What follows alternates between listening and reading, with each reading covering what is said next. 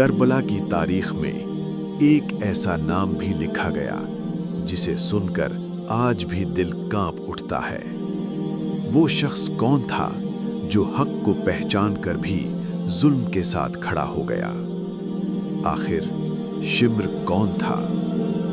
کیا وہ پیدائشی ظالم تھا یا دنیا کی لالچ نے اس کا دل بدل دیا تھا؟ آج کی یہ کہانی آپ کو کربلا کے اس سیاہ کردار سے ملوائے گی جس کا نام تاریخ میں ہمیشہ کے لیے بدنام ہو گیا۔ کربلا کی تاریخ میں کچھ نام ایسے ہیں جنہیں سنتے ہی دل کانپ اٹھتا ہے، اور انہی ناموں میں ایک نام ہے شمر، ایک ایسا شخص جس کا ذکر آج بھی لوگ نفرت اور افسوس کے ساتھ کرتے ہیں۔ لیکن آخر شمر کون تھا؟ وہ ایسا کیوں بنا؟ اور کربلا میں اس کا کردار کیا تھا؟ آج ہم ایک ایسی کہانی سنیں گے جو صرف تاریخ نہیں بلکہ انسان کی نیت، لالچ اور انجام کا سبق بھی ہے۔ ایک عام انسان۔ بہت سال پہلے عرب کے ایک علاقے میں ایک شخص رہتا تھا۔ اس کا نام تھا شمر ابن ذوالجوشن۔ شروع میں وہ ایک عام انسان تھا۔ وہ جنگیں بھی لڑ چکا تھا اور لوگوں میں پہچانا جاتا تھا۔ کچھ روایتوں کے مطابق وہ پہلے مسلمانوں کے ساتھ بھی رہا، لیکن انسان کی اصل پہچان اس وقت ہوتی ہے جب اس کے سامنے حق اور دنیا میں سے کسی ایک کو چننے کا وقت آئے۔ وقت بدلنے لگا، وقت گزرتا گیا، دولت، طاقت اور حکومت کی خواہش اس کے دل میں بڑھنے لگی۔ وہ ایسے لوگوں کے قریب ہونے لگا جو اقتدار کے لیے کچھ بھی کر سکتے تھے۔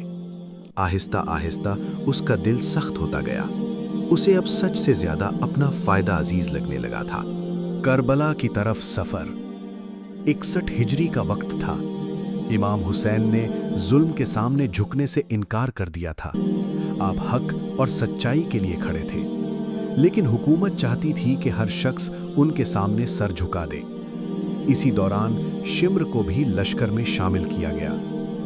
ایک خطرناک سوچ۔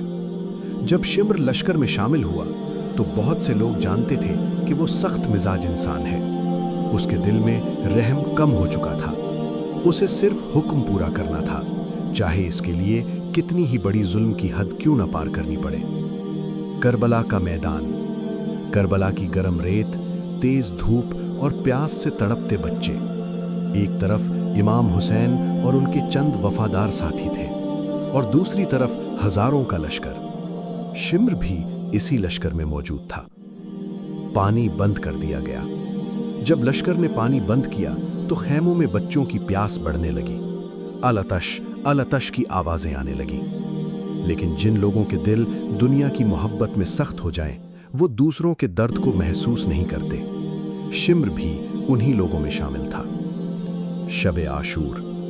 رات کا وقت تھا۔ امام حسین اپنے ساتھیوں کے ساتھ عبادت میں مصروف تھے۔ دوسری طرف لشکر میں بے چینی تھی۔ کچھ لوگ دل ہی دل میں جانتے تھے کہ وہ غلط راستے پر ہیں، لیکن شمر کا دل اب اتنا سخت ہو چکا تھا کہ اسے حق نظر آنا بند ہو گیا تھا۔ جنگ کا آغاز۔ صبح ہوئی اور کربلا کی جنگ شروع ہو گئی۔ ایک ایک کر کے وفادار ساتھی قربان ہوتے گئے۔ ہر طرف گرد اڑ رہی تھی، تلواروں کی آوازیں گونج رہی تھیں، مگر حق کا قافلہ پھر بھی ثابت قدم تھا۔ بچوں کی پیاس۔ خیموں میں بچے پیاس سے تڑپ رہے تھے۔ مائیں اپنے بچوں کو چپ کرانے کی کوشش کر رہی تھیں۔ یہ منظر دیکھ کر بھی کچھ لوگوں کے دل نرم نہ ہوئے، کیونکہ جب انسان صرف دنیا کو سب کچھ سمجھ لے تو اس کا دل اندھا ہو جاتا ہے۔ آخری لمحے۔ وقت گزرتا گیا، یہاں تک کہ امام حسین اکیلے رہ گئے۔ یہ وہ لمحہ تھا جس نے تاریخ کو ہمیشہ کے لیے بدل دیا۔ ایک سیاہ کردار۔ شمر کا نام انہی لمحوں کی وجہ سے تاریخ میں ہمیشہ کے لیے ایک سیاہ کردار بن گیا۔